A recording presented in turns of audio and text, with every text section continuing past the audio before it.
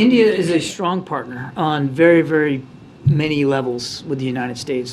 There's innumerable reasons why India certainly matters. India is a vibrant democracy. Anybody that happens to go to New Delhi can see that for themselves. हमें गर्व के साथ कहना चाहिए था कि Bharat mother India ये मदर ऑफ डेमोक्रेसी है। डेमोक्रेसी डिबेट ये भारत में सदियों से चल रहा है। यूएसए हो गया या इंडिया हो गया, ये दोनों ही आपके अगेंस्ट हैं और फ्रॉम द डे वन आपकी क्रिएशन से लेके आज तक आपके खिलाफ प्रोपोगंडास करते आए हैं। और ये थिंक टैंक, अगर ये कोई थिंक टैंक चाइना का थिंक टैंक कहता तो ये बात समझ आती थी। इंडिया आपका मुखालिफ मुल्क है और मुखालिफ ने मुखालफत बेस्ड बातें करनी होती है। अगर ये टू नेशन थ्योरी की बुनियाद पर इंडिया ना टूटता तो मैं समझता हूँ मुसलमानों की 1000 साल का जो अपनी एक आइडेंटिटी थी वो भी बरकरार रहती। और देखें हिंदुइज्म में तो कन्वर्शन है ही नहीं, इस्लाम को क्या खतरा हो सकता था?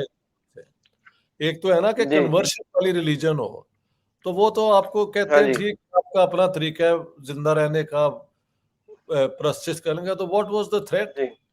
हाँ, तो ये सारा नफरत भरी आइडियोलॉजी पे जो मुल्क टूटा हिंदुस्तान का, उसके ऊपर अब ये सवाल है कि अगर आप वाकई मुसलमानों की खिदमत करना चाहते हैं और वो आप समझते हैं कि उनके लिए एक मुल्क होना चाहिए था, तो फिर हिंदुस्तान से पाकिस्तान का रिकॉर्ड बेहतर होना चाहिए था ना हर चीज में।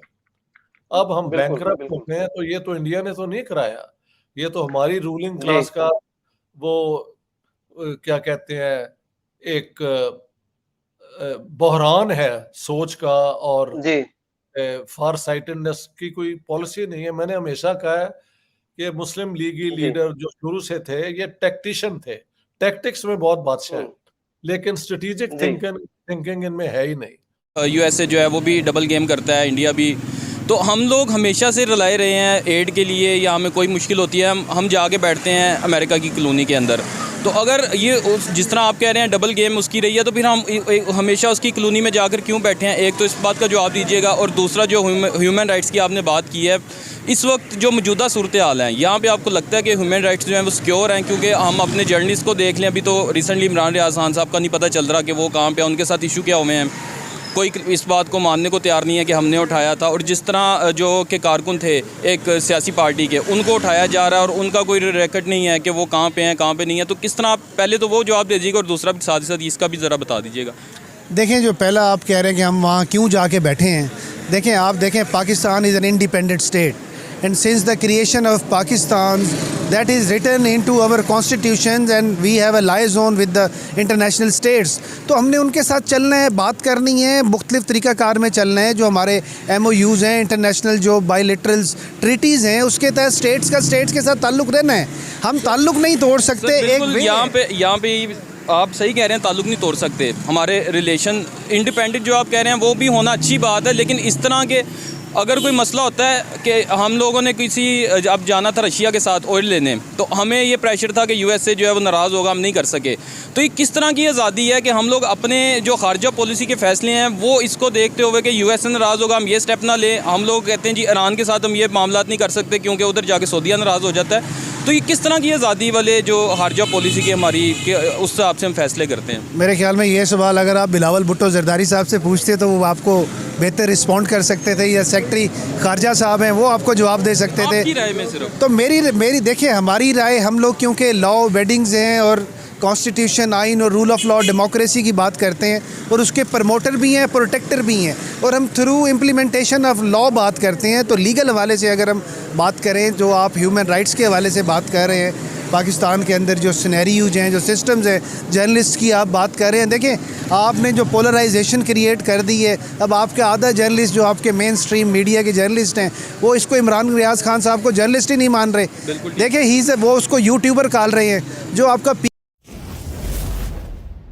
नमस्कार दोस्तों, जय हिंद। Welcome to after morning news channel. America ने भारत में पीएम नरेंद्र मोदी के नेतृत्व में लोकतंत्र की सेहत को लेकर चिंताओं को खारिज किया है। अमेरिकी सरकार ने सोमवार 5 जून को कहा कि भारत एक जीवंत लोकतंत्र है, जो कोई भी नई दिल्ली जाएगा वो उसे खुद देख सकता है। व्हाइट हाउस में राष्ट्रीय सुरक्षा परिषद में राजनीतिक संचार के कोऑर्डिनेटर जॉन किर्बी ने कहा कि अमेरिकी प्रशासन लोकतंत्र से जुड़ी चिंताओं को व्यक्त करने से नहीं कतराता है। जॉन किर्बी ने कहा कि भारत के प्रधानमंत्री नरेंद्र मोदी इस महीने के अंत में अमेरिका का यात्रा करने वाले हैं। उनकी मेजबानी राष्ट्रपति जो बाइडेन और जिल बाइडेन करेंगे। उस दौरान 22 जून को एक राजकीय डिनर का भी आयोजन किया जाएगा। अमेरिका के व्हाइट हाउस में पत्रकारों ने जॉन किर्बी से राजकीय डिनर के निमंत्रण के पीछे कारण पूछा। इस पर उन्होंने कहा कि भारत कई स्तरों पर अमेरिका का एक मजबूत भागीदारी है और सांगली लॉ सेक्रेटरी ऑस्टिन ने कुछ अतिरिक्त रक्षा सहयोग की घोषणा की है, जिसे हम भारत के साथ आगे बढ़ाने जा रहे हैं। और उसके बाद जॉन किर्बी ने कहा, हमारे दोनों देशों के बीच बहुत अधिक आर्थिक व्यापार है। जैसा कि आपने बताया कि इंडिया ने ये कंसर्न यूएस को बताया है कि पाकिस्तान बिल्कुल भी भरोसेमंद नहीं है, और इसके एक नहीं कई कारण हैं। और एक जो यूएस को ये पता भी है कि पाकिस्तान भरोसे के लायक नहीं है, उसमें सबसे बड़ा जो कारण है वो पाकिस्तान का बेस यूज हो रहा है टेररिज्म को पैदा करने के लिए। कई बार ऐसा बोला गया है कि टेररिज्म का जो जन्म है, जो वहां पे पनप रहा है, सारे वेस्टर्न कंट्रीज ने, इंडिया ने पाकिस्तान को कई बार इस चीज के ऊपर उनको बता रखा है कि आपको ये चीज को रोकनी होगी, इसका रोकथाम करना होगा, पर उस चीज को ओवरकम अभी तक पाकिस्तान ने किया नहीं है। इस वजह से एक मुख्य कारण तो ये है। दूसरा कारण जो मैं अभी रिसेंटली पढ़ रहा था कि आज के वक्त में जो चाइना पाकिस्तान का एक बहुत अच्छा मित्र बन चुका है। काफी सालों से उनके बीच में एक गहरी दोस्ती भी चल रही है, उनके बीच में मिलिट्री और इकोनॉमिकल रिलेशंस भी हैं। बट इंडिया के लिए अभी वो खतरा नहीं है, क्योंकि चाइना को भी ट्रस्ट डेफिसिट है पाकिस्तान के ऊपर। तो ये चाइना तो जीजा जी भी है ना, लड़कियां भी जाती है शादी करने वहां पे। हाँ, चाइना का एक मल्टीलेटरल एक रिलेशनशिप चलती है, बट पाकिस्तान के साथ उनकी जो रिश्तेदारी है, जो उनकी दोस्ती है, वो बहुत सालों से चली आ रही है। 60-70s में ऐसा बताते हैं कि जो पाकिस्तान में न्यूक्लियर एनर्जीज का जो एक डेवलपमेंट हो रहा था, उसमें चाइना ने बहुत हेल्प की थी।